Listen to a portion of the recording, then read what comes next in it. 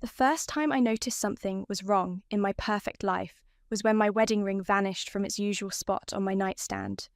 I found it later, tucked behind my jewellery box, but I knew I hadn't put it there. My name is Trisha, and 6 months ago, I thought I had everything.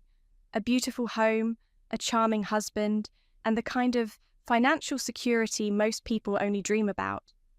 Now, I'm not so sure about any of it. Darling, are you sure you didn't just forget?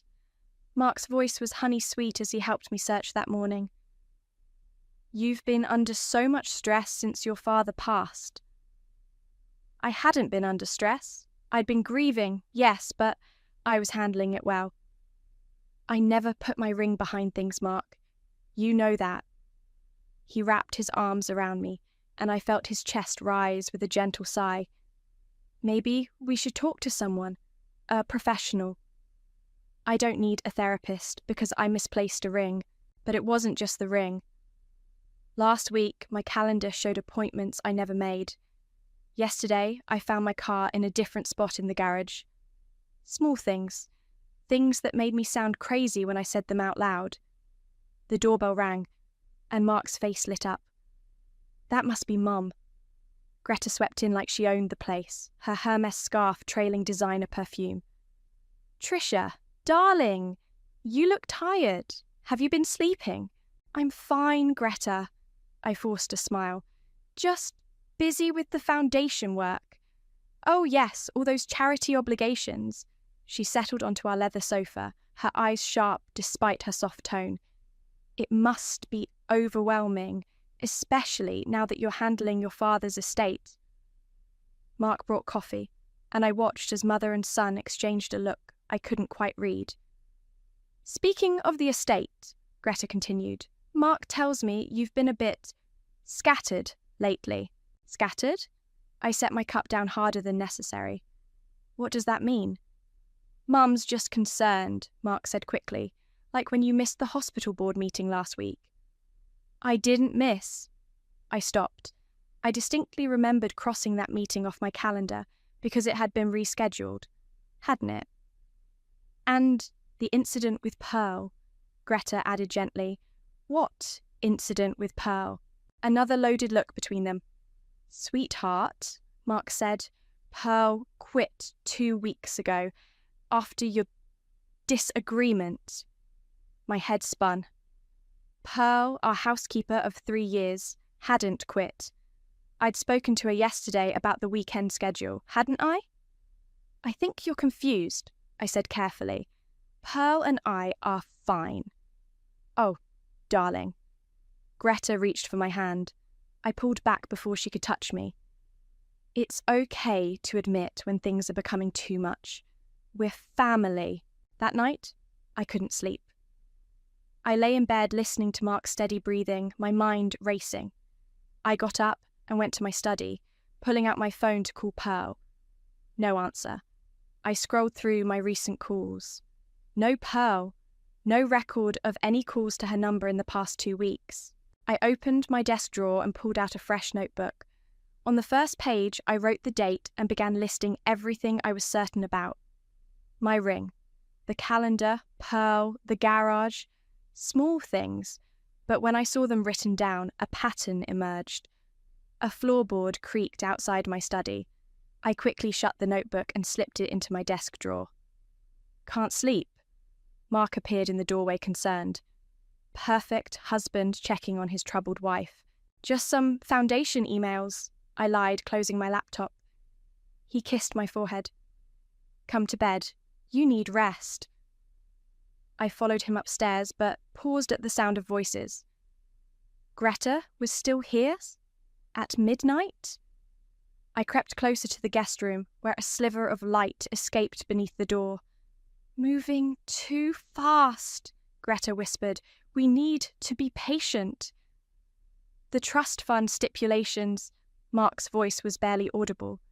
I know the stipulations. A few more weeks and she won't be a problem anymore. My heart stopped. I pressed my hand against my mouth to stifle any sound and backed away, slowly, carefully, until I reached our bedroom. Mark joined me minutes later, sliding into bed as if he hadn't just been conspiring with his mother. I lay there, my eyes wide in the dark as his breathing evened out into sleep. The notebook in my study suddenly felt like the most important thing I owned. Tomorrow, I decided, I would buy a voice recorder and a camera. And maybe, just maybe, I would start paying very close attention to every single thing my loving husband and his mother did. Because now I knew. I wasn't crazy. I was being hunted. The voice recorder looked innocent enough. A slim, black rectangle that could pass for a power bank. I tucked it behind a row of books in our library, where Mark and Greta always had their private chats. "You're being paranoid," Michaela said over coffee that afternoon. My oldest friend looked worried, stirring her latte with more force than necessary. "Mark adores you. Does he?" I pulled out my phone, showing her my calendar. "Look at these appointments. Doctor visits I never made. Lunch meetings that don't exist. Someone's been changing my schedule." She frowned, scrolling through the entries. Could it be a sync issue? A sync issue that only affects appointments, that would prove I'm scattered? I took my phone back. Mark keeps telling people I'm missing meetings. Important ones. That's... Michaela hesitated. "Have you considered that maybe... If you suggest I'm imagining things, I swear..." "No," she cut in. "I was going to say, have you considered that maybe this is abuse?" The word hung between us, heavy and ugly. Before I could respond, my phone buzzed with a text from Mark. "Don't forget your 3 p.m. with Dr. Jensen. Love you." I stared at the screen. "I don't have a..." Checking my calendar again, there it was. An appointment I'd never made with a psychiatrist I'd never heard of. "Okay," Michaela said slowly. "That's not normal." When I got home, Greta was waiting in the foyer. "Trisha, darling, I'm so glad I caught you. Did you make it to Dr. Jensen?" "There must have been a mix-up," I said carefully. "I didn't have an appointment today." Her face crumpled with concern. "Oh, sweetheart, this is exactly what we're worried about. You made that appointment last week, don't you remember? After the incident." "What incident?" "When you accused Pearl of stealing."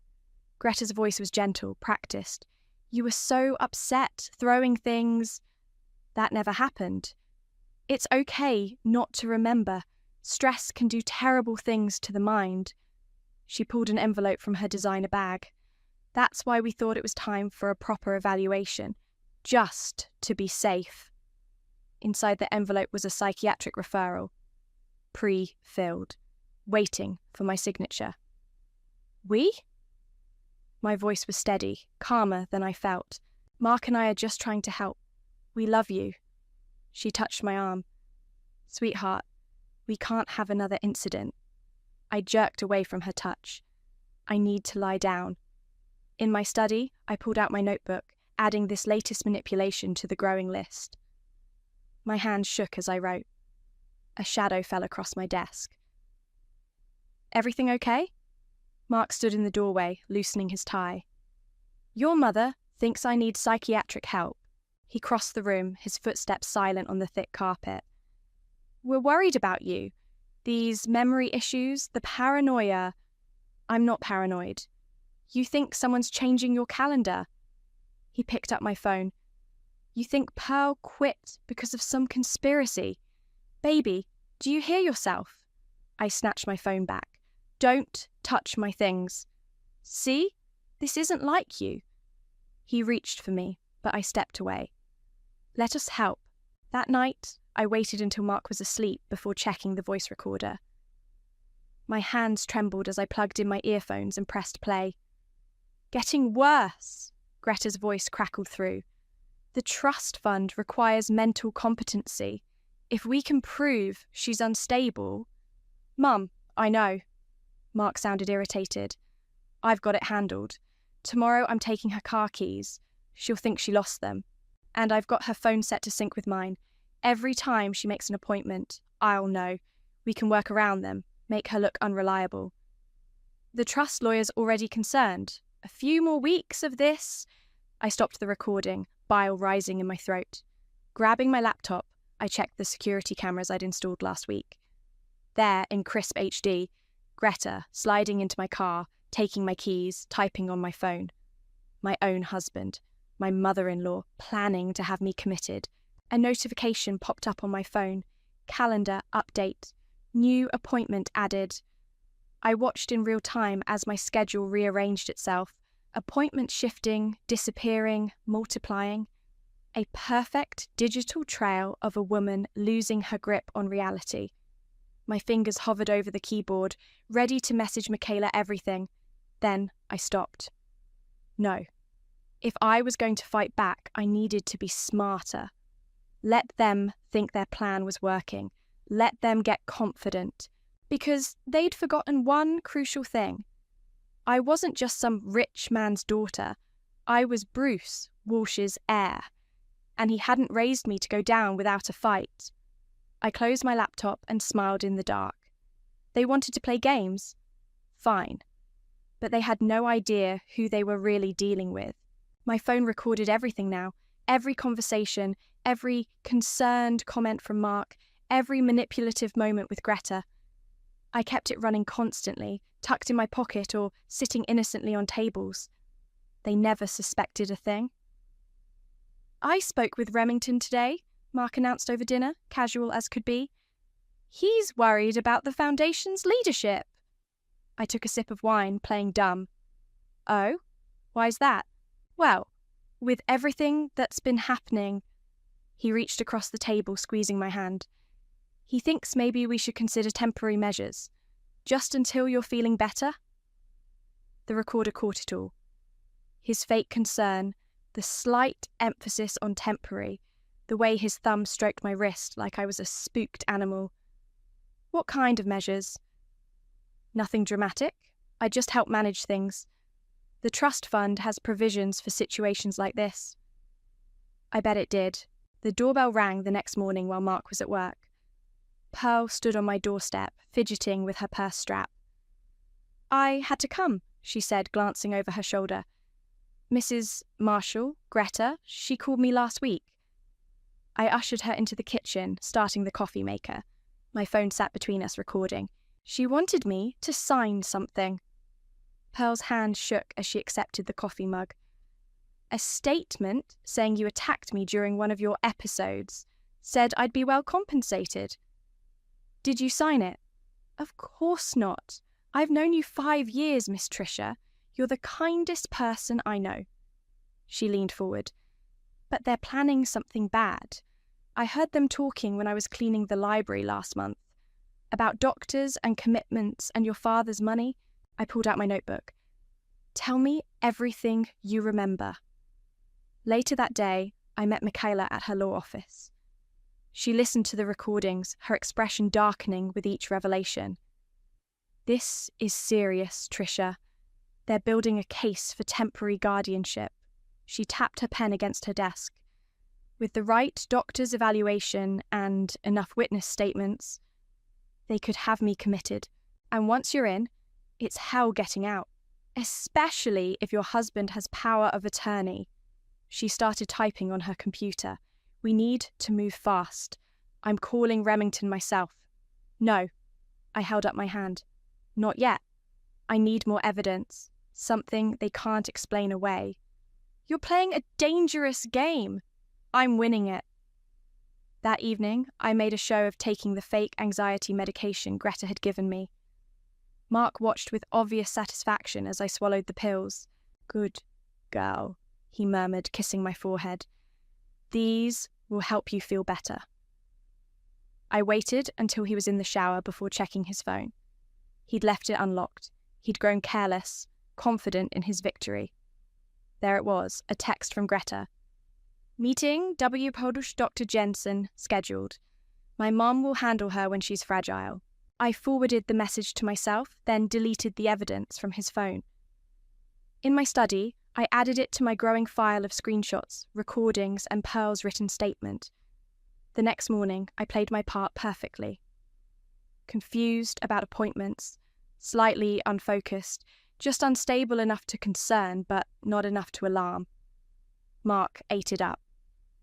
"Maybe we should cancel the charity gala next week," he suggested over breakfast. "You're not quite yourself." "No!" I injected panic into my voice. "I can handle it. Please, I need to feel normal." He exchanged looks with Greta, who dropped by again. "Well, if you're sure." "She should go," Greta said smoothly. "It'll be good to have witnesses. I mean, good for her to socialize." My phone buzzed. Michaela had found something. "Dr. Jensen has a history," her text read.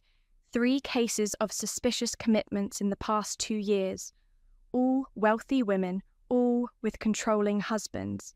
I deleted the message immediately. Mark glanced up. "Everything okay, honey?" "Just a reminder about my medication."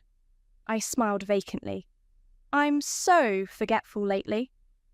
"That's why we're here to help," Greta cooed. "Everything will be better soon." Yes, I thought, watching them share another conspiratorial look. Everything would be better soon, but not the way they planned. I excused myself to the bathroom, where I took out my phone and typed a quick message to Michaela. "Get me everything on Jensen, and find out who else he's working with."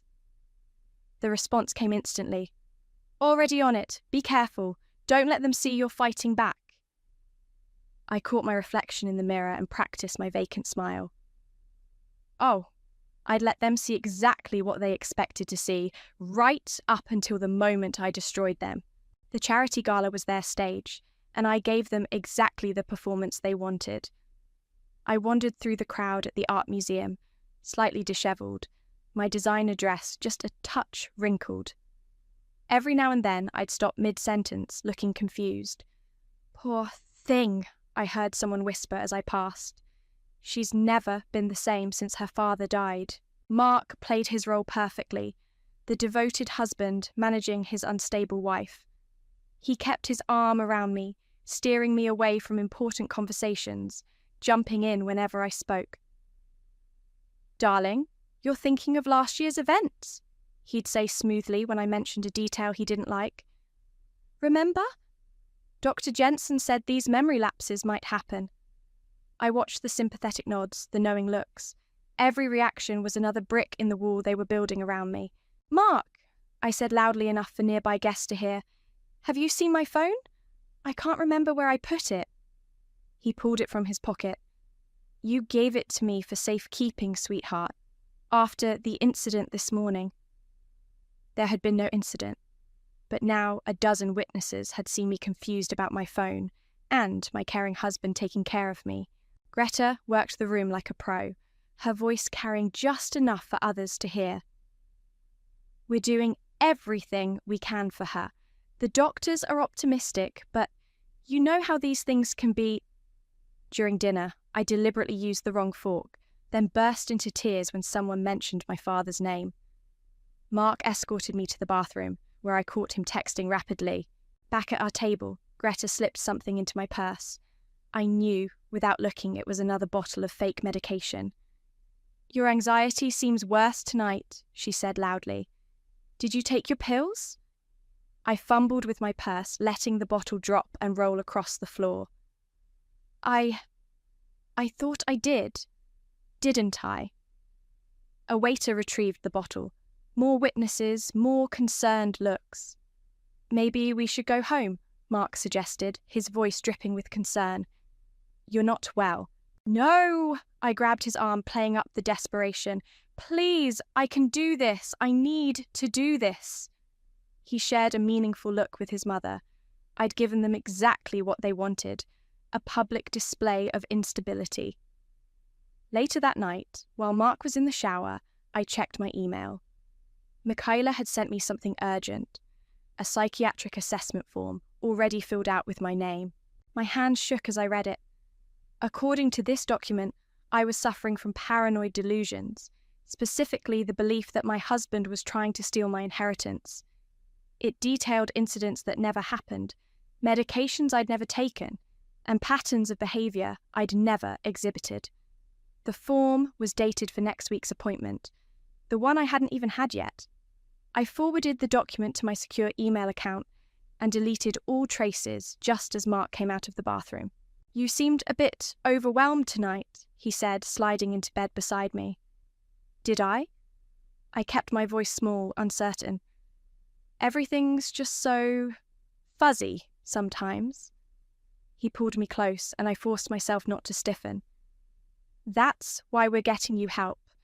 Dr. Jensen is the best. He'll know exactly what to do." "I'm sure he will," I thought, remembering the pre-written assessment. The next morning, I met Michaela in a coffee shop across town. I told Mark I was getting my hair done, something he could easily verify later when I came home with a slightly different style. "They're moving faster than we thought," Michaela said, sliding the printed assessment across the table. "This isn't just about control anymore. They're building a paper trail." "Good," I said, taking a sip of my coffee. "Let them." "Good. Trisha, they're trying to have you committed, and every piece of evidence they create is another nail in their coffin." I pulled out my phone, showing her the recordings from the gala. "I've got them coaching each other on what to say, discussing their plans, even admitting to the fake medication. But the assessment proves they're working with Jensen, that this whole thing is premeditated." I smiled. "They think they're documenting my instability. They're actually documenting their own conspiracy." Michaela stared at me for a long moment. "You're scary sometimes, you know that?" "I learned from the best." I thought of my father, his lessons about business and betrayal. "Never let them see you coming," he used to say. My phone buzzed, a text from Mark. "Where are you? Mum's here for lunch?" "Time to go play crazy," I said, standing up. "Make sure everything's ready for next week. When they make their move, I want to be ready to make mine." "Be careful," Michaela called after me. I turned back, my smile sharp as a blade. "Oh, I'm not the one who needs to be careful." Dr. Jensen's office was exactly what you'd expect.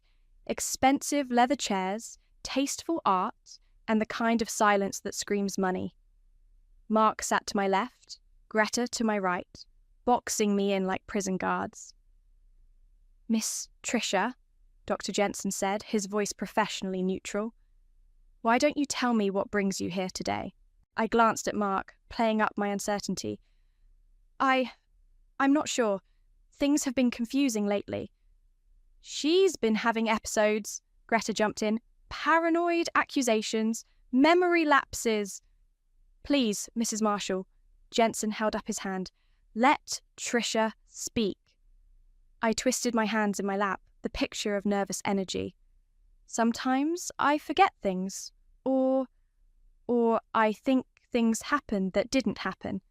At least, that's what they tell me." "What kind of things?" "She accused our housekeeper of stealing," Mark said quickly, had a complete breakdown over it.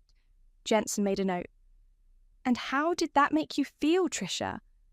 "I remember it differently," I whispered, "but Mark says I'm wrong. He's probably right. He's always right." Greta dabbed at her eyes with a monogrammed handkerchief. "It's been horrible watching her decline. Ever since her father died." "I see." Jensen opened a file. "I have some concerning reports here about your behaviour."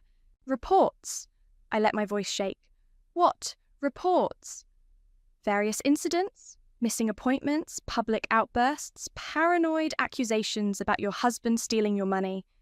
I stopped, looking confused. "Did I?" Mark squeezed my hand. "It's okay, honey. That's why we're here." I pulled away, standing suddenly. "I need some air." "Trisha," Greta's voice was sharp, "sit down." "Please," Jensen said calmly. "Take a moment if you need it, but I'd like you to stay. There's something we need to discuss."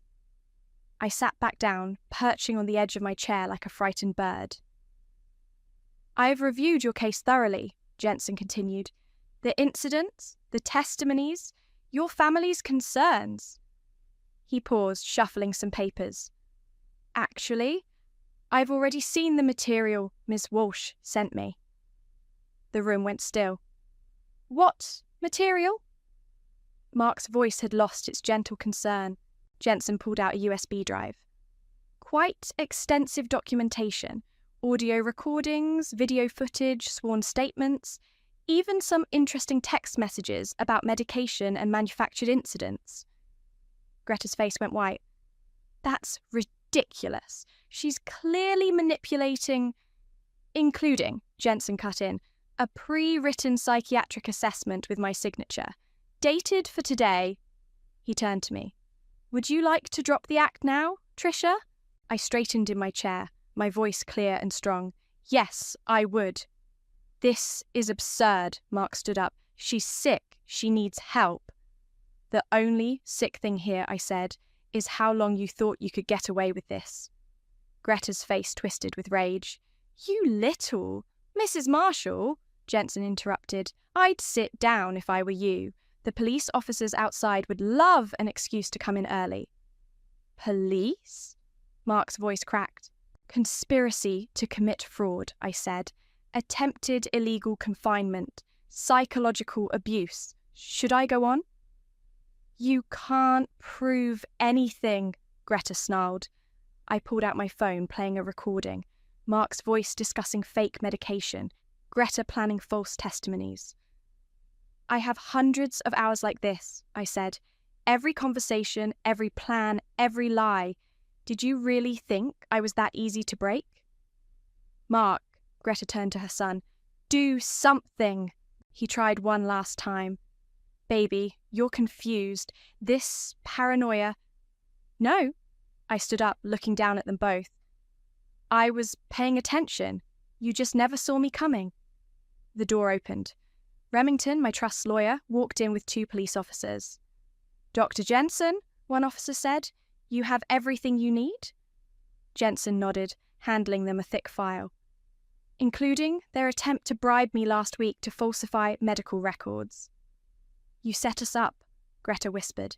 No, I corrected her. You set yourselves up. I just kept very, very good records. Mark lunged for me, but the officers were faster.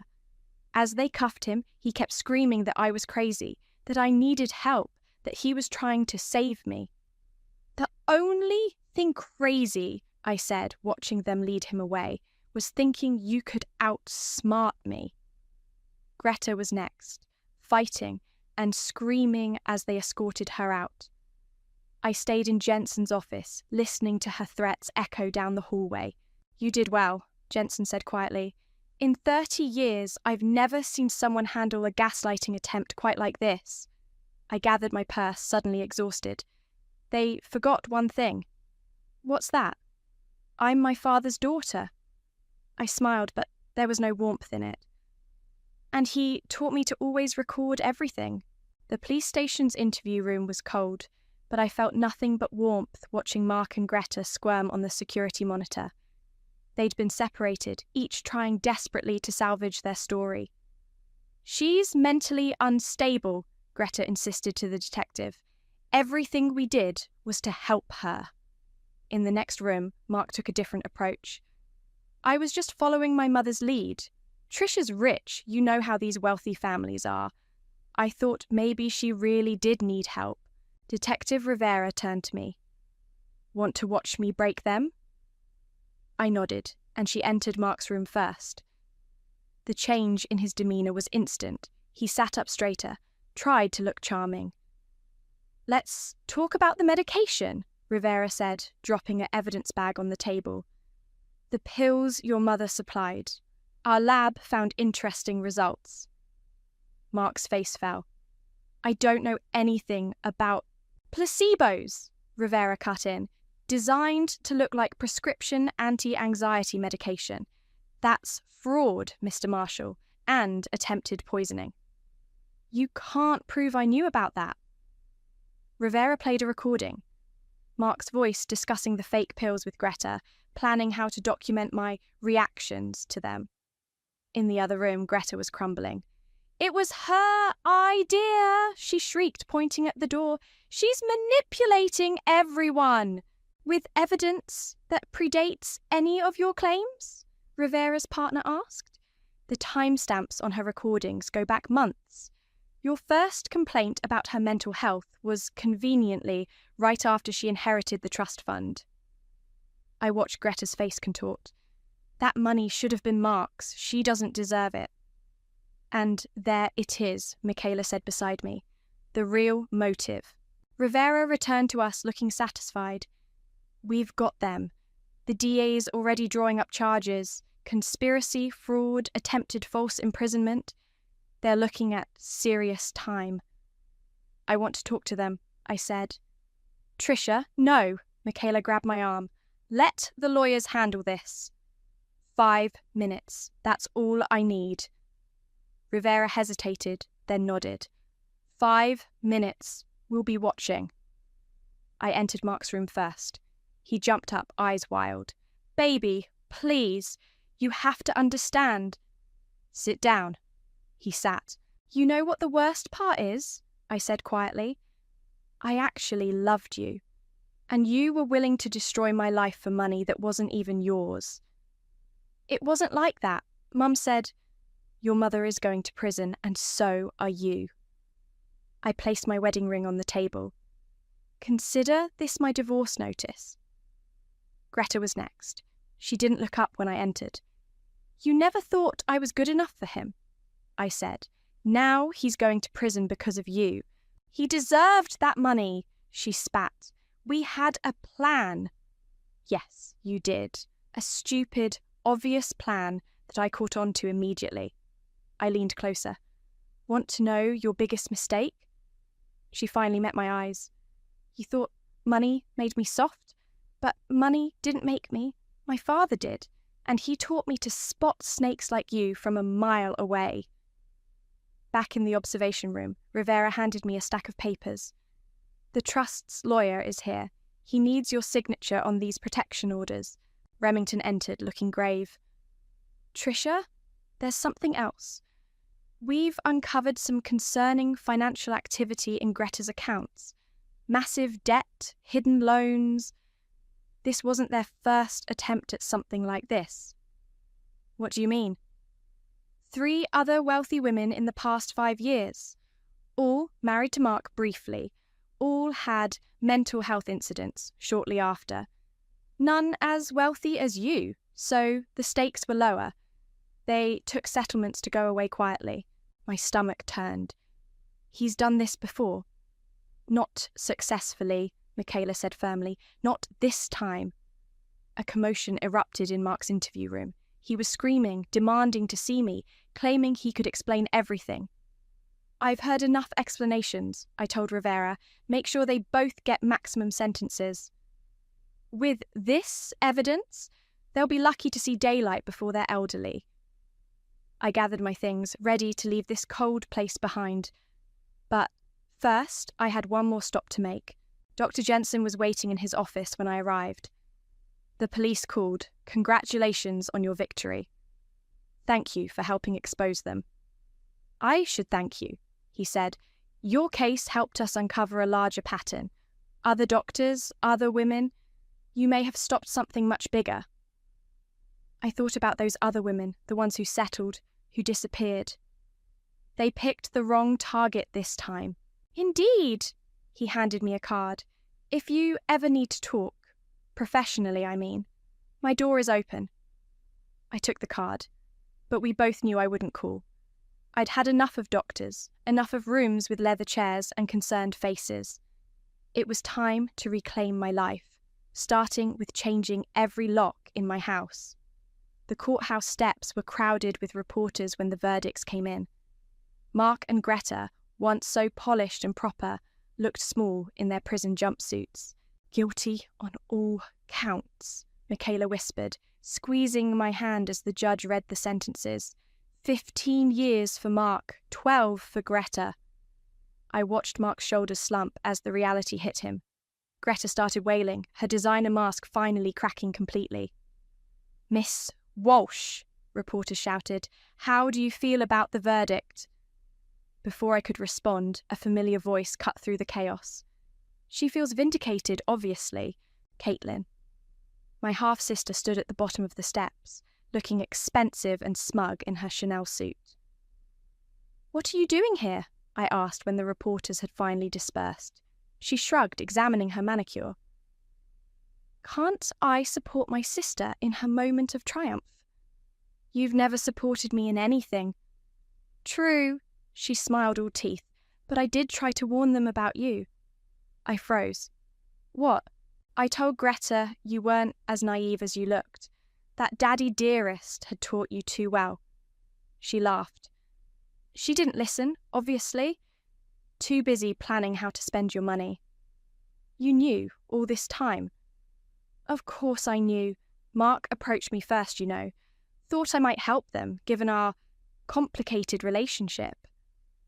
She adjusted her designer sunglasses. "I told them they were idiots, that you'd destroy them if they tried." My hands clenched into fists. "And you didn't think to warn me?" "Why should I? You handled it beautifully." She stepped closer.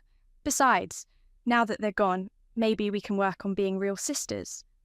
"Get out of my sight." "Don't be dramatic, Trisha. Family is family." "No," I said. "Family doesn't watch while someone tries to destroy you." Back home, I walked through rooms that finally felt like mine again. The library where they'd plotted against me, the kitchen where Pearl had warned me, the study where I'd planned their downfall. My phone buzzed, a message from the prison. Mark wanted to see me. "Don't go," Michaela advised over the phone. "He'll just try to manipulate you again." But I went anyway, one last time. He looked pathetic behind the glass, his charm replaced by desperate fear. "Baby, please," he begged through the phone. "I'll do anything. Just tell them it was all a misunderstanding."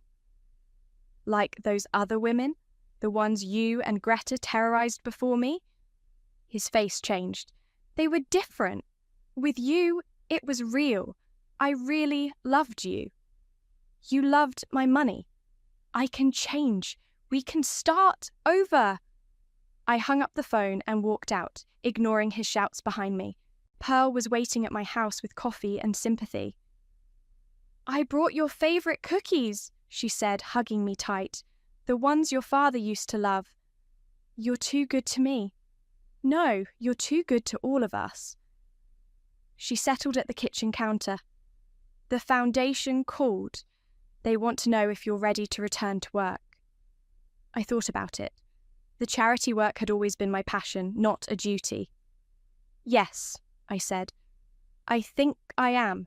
"And the house?" She looked around at the space Mark had once claimed. "Will you sell it?" "No." I sipped my coffee. "I am reclaiming it. New furniture, new colours, my choices this time." The doorbell rang. Remington, with final paperwork. Divorce documents, restraining orders, updated trust fund protections. "The money's completely secure now," he said. "No spouse can ever touch it without extensive verification, and your explicit consent." "Good." I signed where indicated. "What about Greta's debts?" "Coming to light, several other families have come forward. Seems she and Mark had quite a history of financial manipulation. I want to help them," I decided. "The other victims. Set up a legal fund or something." Remington nodded approvingly. "Your father would be proud." That night, alone in my newly peaceful house, I opened my father's old journal. His business advice filled the pages, but one line stood out. True revenge isn't about destruction. It's about justice, about making sure they never hurt anyone else. My phone buzzed again. Caitlin trying to reconnect. I blocked her number. On my desk, the foundation papers waited. A gala next month, honouring advocates for mental health awareness. They wanted me to speak. I began writing my speech. When someone tells you you're crazy, sometimes it just means you're too threatening to their plans. Sometimes the real madness is trusting the wrong people. But surviving their games? That's the sanest thing you can do. I didn't get revenge. I got justice. and it tasted sharper than blood. The mental health advocacy gala buzzed with energy. My speech notes sat untouched as I watched the crowd from backstage. Among the guests were 3 women I'd never met, but knew intimately. Mark's previous victims, all here tonight. Ready? Michaela appeared beside me in a shimmer of blue silk. The press is already calling this the event of the season. I'm ready. I smoothed my black dress. Did you see the latest letter from Mark? The one where he claims he's found God and wants forgiveness. She rolled her eyes. Please tell me you burned it. Better. I sent copies to the parole board and his prison therapist. Let them see how he's still trying to manipulate people. The lights dimmed.